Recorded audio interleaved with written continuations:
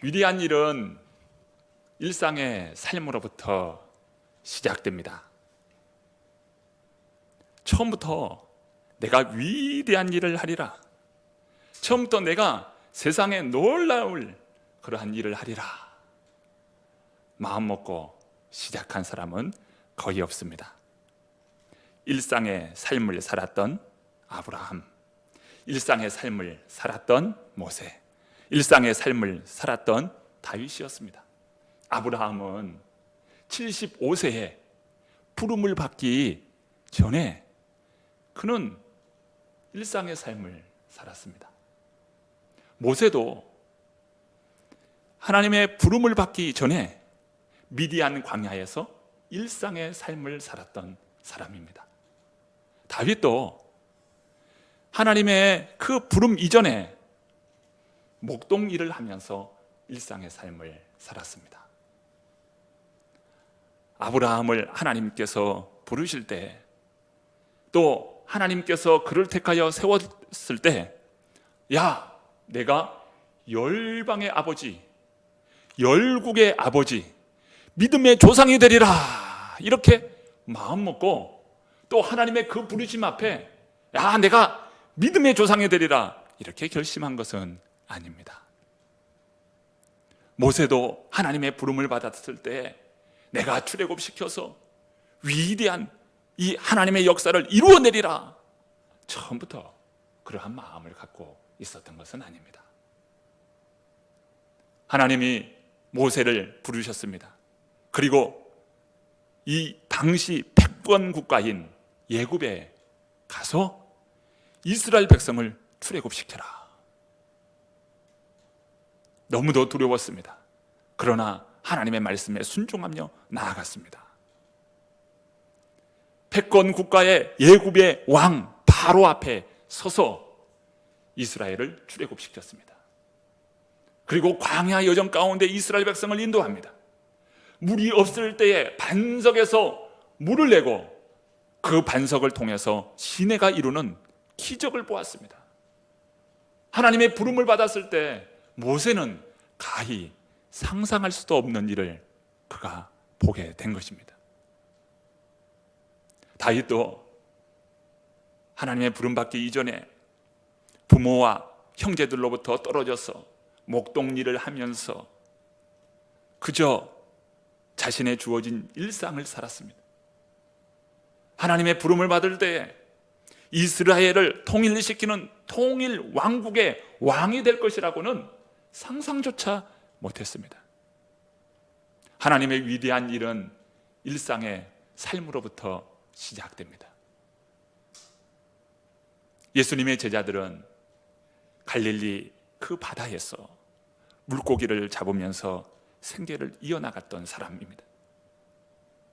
어떤 이는 세리의 일을 하고, 어떤 사람은 열심당원으로 일을 했고, 또 어떤 사람은 무화과 나무 아래에서 기도하던 청년이었습니다.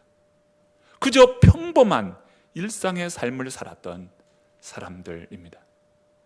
그들이 예수님을 만나서 자신의 모든 삶을 뒤로한 채 예수님을 따라 위대한 사도가 되어서 하나님 나라의 위대한 일을 이루어내리라, 그들은 짐작조차 할 수 없었던 사람입니다. 사도 바울도 마찬가지입니다. 예루살렘으로부터 이 다메섹까지 약 213km나 떨어진 그곳에 가서 예수님을 믿는 사람들을 잡아서 죽이겠다라고 하는 결심을 가지고 공문서, 즉 살생부 명단을 가지고 다메섹에 갔던 사람입니다. 그가 훗날 예수님을 만나서 세계의 중심인 로마에까지 가서 내가 복음을 전함으로 예수 그리스도의 복음의 증인이 되리라, 이렇게 처음부터 결단한 것은 아닙니다. 그저 일상의 삶을 살았던 사도 바울이었습니다. 그러나 하나님께서 그 바울을 다메섹 도상에서 만나시면서 부활하신 예수님을 만나고 그는 눈이 멀었어요. 그러면서 다메섹에 갈 때는 어느 한 사람의 인도를 받아서 다메섹에까지 갈 수 있었습니다. 앞을 보지 못하니 도움을 받을 수밖에 없지요. 그리고 난 이후에 하나님으로부터 사명을 받기를 이방인을 위한 택한 그릇이라 라고 하는 사명을 받게 됩니다. 그리고 그 전까지만 해도 예수님을 믿는 사람들을 죽이는 데 앞장섰던 그가 이제는 예수님을 증거하는 놀라운 복음의 증거자가 됩니다. 세계의 중심인 로마까지 가서 복음을 전한 위대한 복음 증거자 사도 바울입니다. 그는 처음부터 이런 부활의 증인이 되리라, 예수님의 증거자가 되리라 결단하는 것은 결단코 없었던 생각이었습니다. 그런 일상의 삶을 살았던 사람이 위대한 일을 한 것이지요. 부활하신 주님이 제자들에게 나타나서 당부하십니다. 하나님 나라 복음을 감당하기 위하여 너희에게 몇 날이 못되어 성령이 임할 것이니 너희는 성령을 기다리라, 약속한 것을 기다리라고 당부하십니다. 그들은 한 장소에 모였습니다.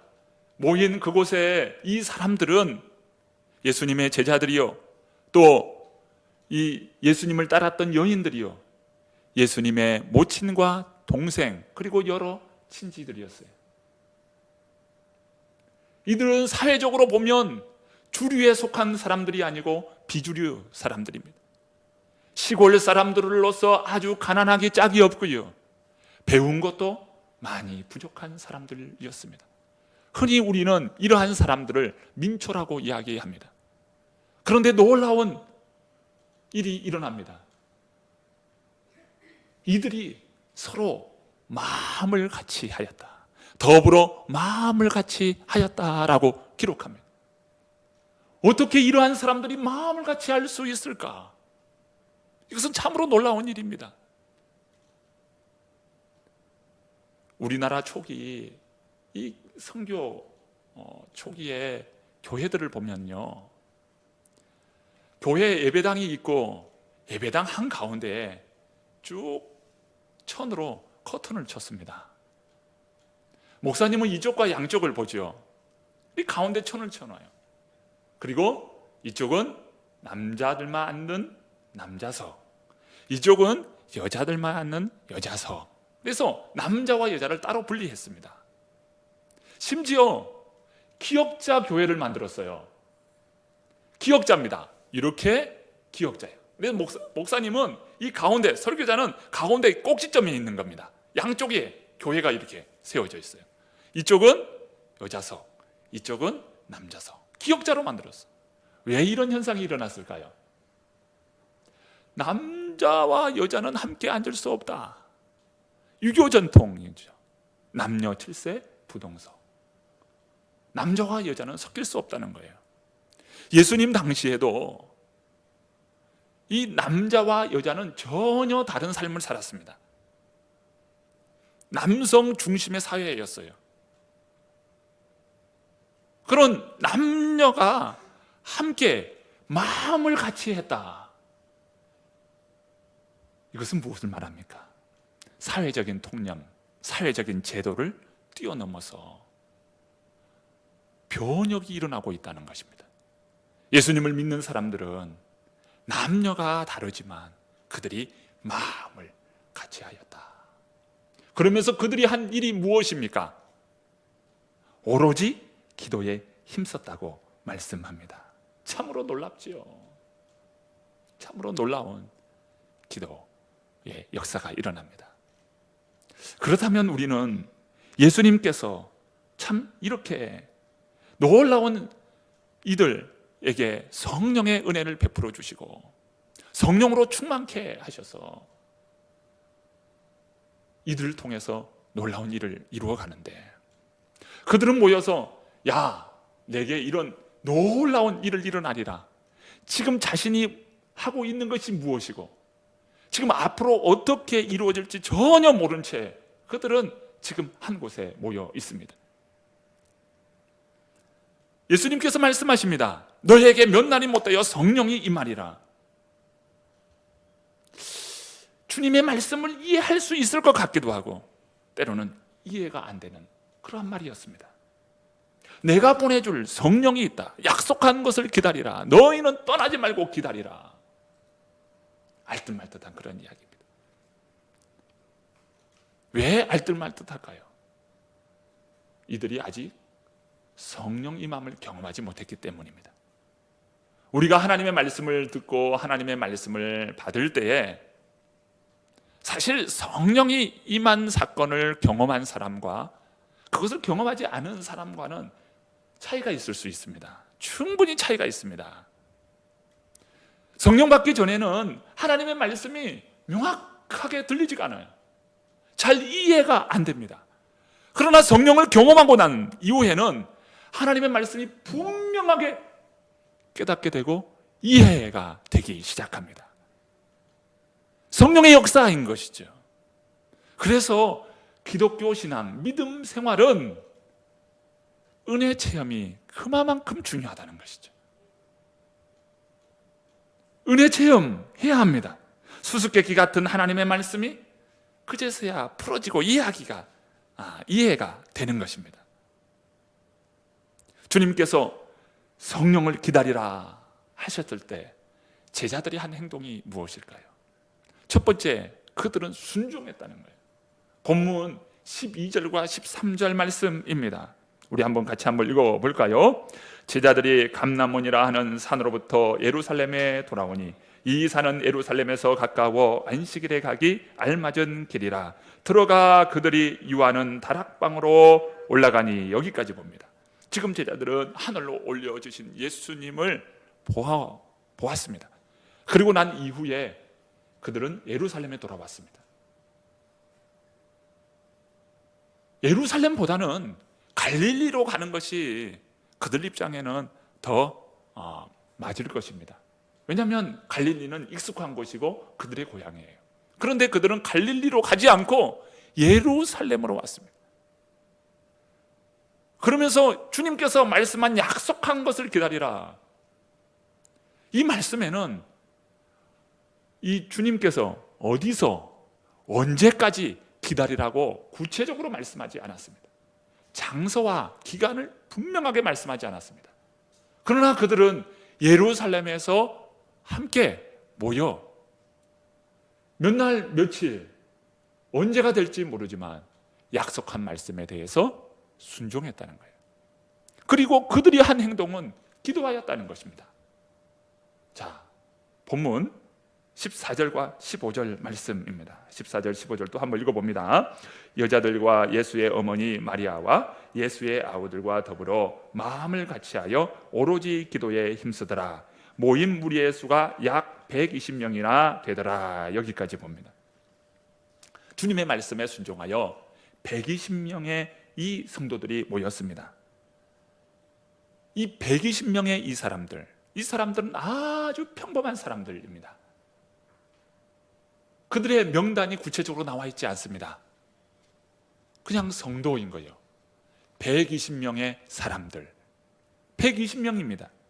하지만 이들은 마음을 같이하여 기도했죠. 오로지 기도에 힘썼다고 말씀합니다. 마태복음 18장 19절과 20절 말씀, 이 말씀에 예수님께서는 다음과 같이 말씀합니다.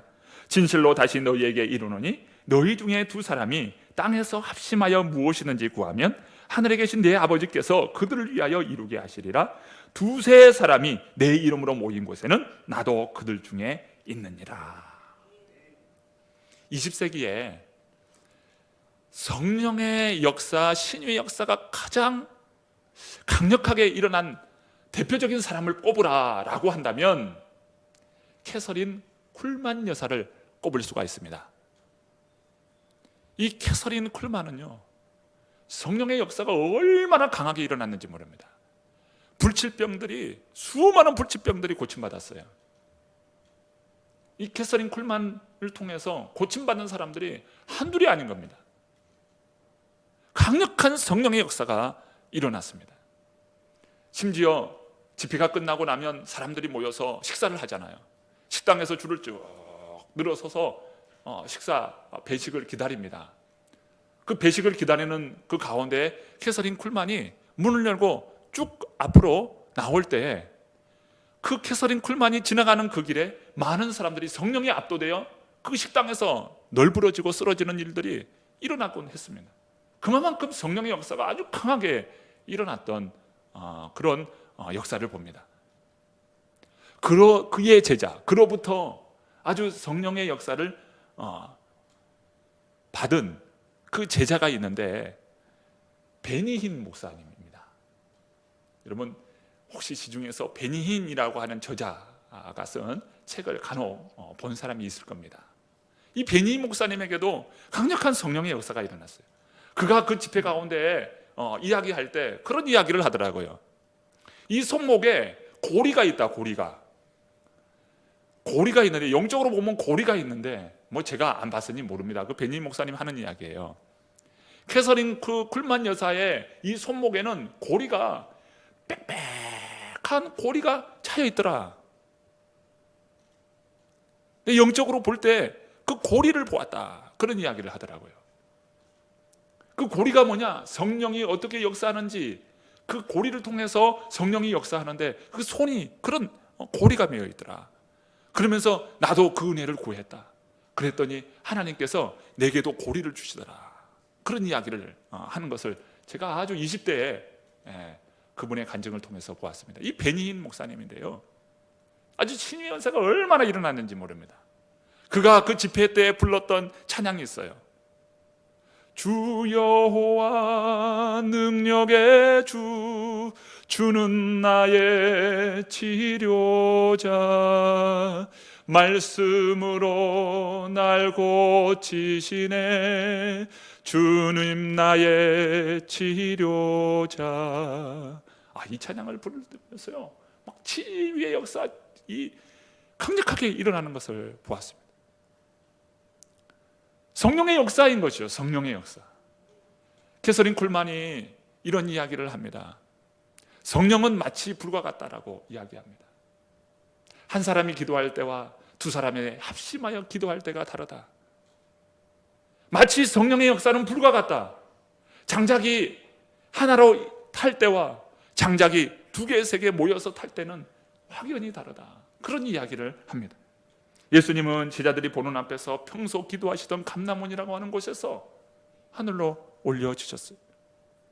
제자들은 예수님께서 평소 기도하셨던 그 감람원에서 기도하셨던 예수님의 모습을 보았습니다. 그리고 예수님께서 평소 기도하시던 그 감람원에서 하늘로 올려주신 것을 보았어요. 그래서 그들이 예수님의 그 승천하심을 보고 난 이후에 가장 먼저 한 것이 기도였습니다. 감람산으로부터 예루살렘에 돌아와 그들은 예수님의 모습을 생각하며 기도합니다. 마음을 같이하여 오로지 기도에 힘써더라. 기도의 역사는 사도행전의 역사요, 기도의 역사는 곧 성령의 역사입니다. 그러면서 오늘 말씀에 모인 무리의 수가 약 120명이나 되더라, 이렇게 말씀합니다. 15절 말씀 우리 다 같이 한번 읽어봅니다. 모인 무리의 수가 약 120명이나 되더라. 그때 베드로가 그 형제들 가운데 일어서서 이르되, 예수님이 그토록 사랑하셨던 그 제자들, 또 예수님을 따랐던 그 사람들, 그리고 예수님의 모친과 제자들, 동생들, 이 사람들이 함께 모였어요.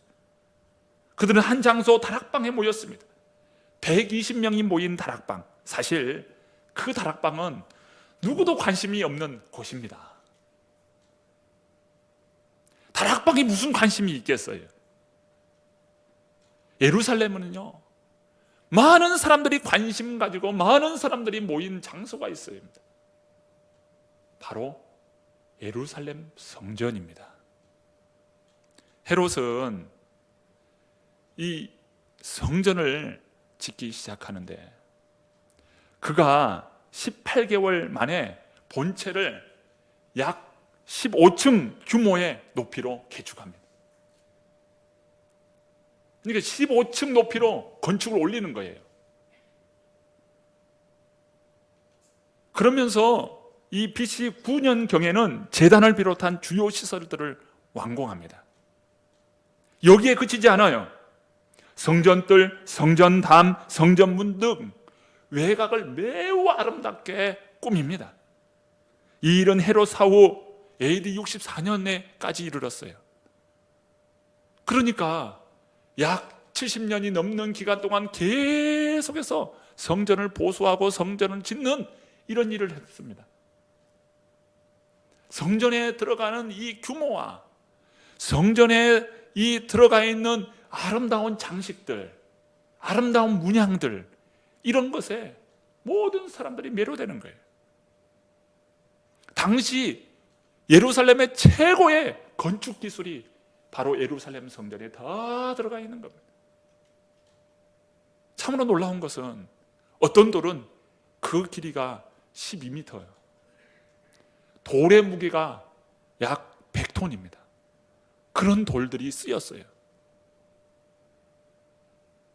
이 유대 랍비는 예루살렘 성전을 보지 못하고서 아름다움에 대해서 이야기하지 말라고 그만큼 극찬합니다. 예루살렘 그 성전에 많은 사람들이 순례하고요, 특별히 명절이 되면 인산인해를 이루었어요. 누가 다락방에 관심을 갖습니까? 많은 사람들은 예루살렘 성전이에요. 또한 로마 가운데에 이 로마가 세운 경기장들 보세요. 여러 극장들을 보세요. 얼마나 크고 웅대하고 얼마나 많은 사람들이 수용됩니까? 이 다락방과는 비교할 수 없는 그런 곳입니다. 그곳에 모인 숫자도 120명이라고 했어요. 우리말 성경에는 약 120명이나 되더라, 120명이나라고 하면서 그 규모가 마치 큰 것으로 표현합니다. 그런데 성경 원어를 보면 약 120명쯤 되더라, 이렇게 표현하고 있어요. 120명, 그것은 큰 숫자가 아닙니다. 예루살렘 성전에 모인 사람들의 숫자, 로마가 세운 그 경기장, 로마가 세운 그 극장에 그 사람들과 비교하면 이 120명은 너무도 미약하고 작은 숫자입니다. 모인 그 사람들은 그저 평범한 일상 사람들입니다. 일상의 그 사람들이 자신에게 지금 무슨 일이 일어나고 있는지, 또 앞으로 어떠한 일이 일어날지 그들은 알지 못합니다. 하지만 우리는 알잖아요.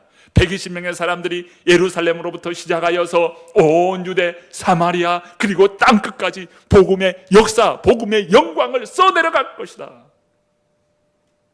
이 사도행전의 역사를 써내려갈 것이라는 것을 우리는 압니다.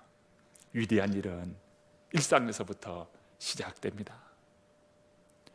1517년 10월 31일 루터는 95개조 반박문을 비텐베르그 성당에 붙였습니다. 어떤 위대한 일을 꿈꾸고 내가 위대한 일을 만들어내리라, 로마 카톨릭으로부터 우리가 종교개혁을 일으키리라 라고 생각해서 그곳에 95개조 반박문을 붙인 것은 아닙니다. 당시 카톨릭 교리는 연옥 교리가 있었습니다. 연옥. 천국에 가더라도 이 땅에서 지은 죄의 값을 다 청산해야 천국에 간다. 그래서 연옥에서 그 죄의 값을 치러야 한다라고 가르쳤습니다. 그 연옥을 치료하기 위해서는, 연옥에서 천국으로 가기 위해서는 가족들이 기도한다든지 가족들이 헌금을 해야 이 연옥에서 천국으로 갈 수 있다라고 하는 그러한 교리였습니다. 당시 이 로마 카톨릭은 베드로 성당을 짓고 있었어요. 그러니 막대한 돈이 필요했습니다. 그래서 면죄부를 판매하기 시작했어요. 면죄부라고 하는 것은 죄를 사해주는 증서였어요. 로마 카톨릭 교황청으로부터 면죄부를 끊어주면 당신이 이러한 돈을 내면 면죄부를 끊어주는 거예요. 그래서 그 면죄부를 통해서 천국에 간다고 여긴 것입니다. 루터는 이 로마 교회가, 로마 이 교황청이 이 돈이 성전에 땡그랑 떨어지면 연옥으로부터 날아간다라고만 한 이 설교만 하고 있다라고 지적을 합니다. 90여 구조의 이 반박문을 소신 있는 자신의 생각을 통하여서 비텐베르그 성당 앞에 루터는 붙였습니다. 이것이 도화선이 되어서 종교 개혁이 일어납니다. 위대한 일은 일상의 삶으로부터 시작됩니다. 구원은 어떤 선한 행위나 돈으로 되어지는 것이 아닙니다. 루터는 철저히 하나님의 말씀이었습니다. 로마서 1장 17절 말씀입니다. 복음에는 하나님의 의가 나타났어. 믿음으로 믿음에 이르게 하나니 기록된 바 오직 의인은 믿음으로 말미암아 살리라 함과 같으니라. 구원은 오직 믿음으로만 됩니다. 양화진 선교사 열전이라고 하는 책에는 양화진 묘역에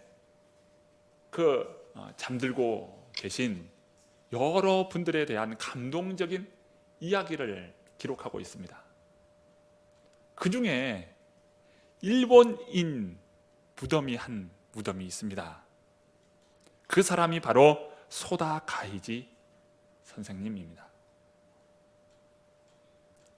소다 가이지 선생님은 1867년 일본에서 출생했습니다. 그의 나이 21세가 되던 해에 그때 당시 서양 문물이 막 일본에 들어와서 도시를 이루었던 가와사키로 갑니다. 특별히 그곳에 탄광에서 일하는 사람들이 있었는데 그 탄광에서 일하는 사람들을 가르치는 이 초등학교가 있었어요. 그럼 그 초등학교 교사로 일을 합니다. 그러다가 이 노르웨이 상선을 통해서 홍콩에 가게 되고요. 홍콩에서 다시 대만으로 가게 됩니다. 그런데 그의 삶은 방탕하게 이를 때 짝이 없었습니다. 그날 하루도 술에 만취되었습니다. 그 밤에 술에 만취하여 자신도 모르게 길바닥에 쓰러졌습니다. 이 소다 가이지, 이 가이지를 도와주는 사람은 아무도 없었습니다. 그는 그 밤에 서서히 죽어가고 있었습니다. 맥박이 점점 사라지는, 떨어지는 그런 가운데 있었습니다. 그런데 전혀 알지 못한 낯선 사람이 그를 데려가 여관에 누이고 모든 여비까지 주면서 죽어가고 있는 그를 살려냅니다. 가이지는 그 사람의 이름도 모르고 얼굴도 몰랐습니다. 그 사람 나이도 몰랐습니다. 이름도 모르고 얼굴도 모르고 나이도 모르는 그런 사람, 낯선 사람이었습니다. 하나 알게 된 것은 그 사람이 조선 사람이라는 것만 알았습니다. 이 가이지는 그로부터 6년 후 1905년 조선으로 돌아옵니다. 자신을 살려준 의인의 나라인 조선에 1905년에 옵니다. 그러면서 YMCA 이상재 선생님을 만나 그가 기독교인이 됩니다. 1920년도에 경제 대공황이 일어나면서 많은 고아들이 조선 땅에 생깁니다. 이 가이지는 바로 고아들을 돌보기 시작합니다. 그러면서 해방하기까지 고아들은 무려 1000명이 넘었습니다. 그 많은 사람들을, 그 많은 고아들을 돌보는 그러한 일을 했습니다. 1962년 그의 나이 96세, 조선 땅, 이 대한민국 땅에 고아들과 함께 지내면서 마지막 생을 마감합니다. 우리나라는 일본인 최초로서 훈장, 문화 훈장을 그에게 줍니다. 그의 묘비에는 고아의 자부라고 새겨져 있습니다. 고아의 자비로운 아버지다 라고 하는 이러한 묘비명을 세웠습니다. 모든 사람이 고아의 아버지 가이지가 될 수는 없습니다. 그러나 오늘 우리는 가이지를 도와준 한 사람의 조선인은 될 수 있습니다. 우리가 사도 바울이 되고 사도의 그 베드로가 될 수는 없습니다. 그러나 함께 모여 기도한 120명은 될 수 있습니다. 오늘 우리가 위대한 일을 할 수는 없지만 일상의 삶에서 오늘 주어진 일을 감당하며 살아갈 수 있습니다. 말씀을 맺고자 합니다. 문명의 120명의 사람들은 주님의 말씀에 순종하고 약속한 성령을 기다립니다. 그리고 오로지 기도에 힘씁니다. 그들에게 지금 무슨 일이 일어나고 있는지, 앞으로 무슨 일이 일어날지 모른 채 그들은 문명의 사람으로서 기도하고 있습니다. 오늘 우리가 사도 베드로가 되고 사도 바울은 될 수 없을지언정 120명 일상의 삶을 사는 이 사람들은 될 수 있습니다. 내가 할 수 있는 최선의 삶, 그 삶을 살아내십시다. 오늘 우리가 예배하는 이 삶을 통해서 하나님의 위대한 일은 시작되고 있고 시작될 것입니다. 우리 주님께서 우리 모든 성도님들 한 분 한 분들을 정말 삶 가운데서 힘주시고 능력 주시리라 믿습니다.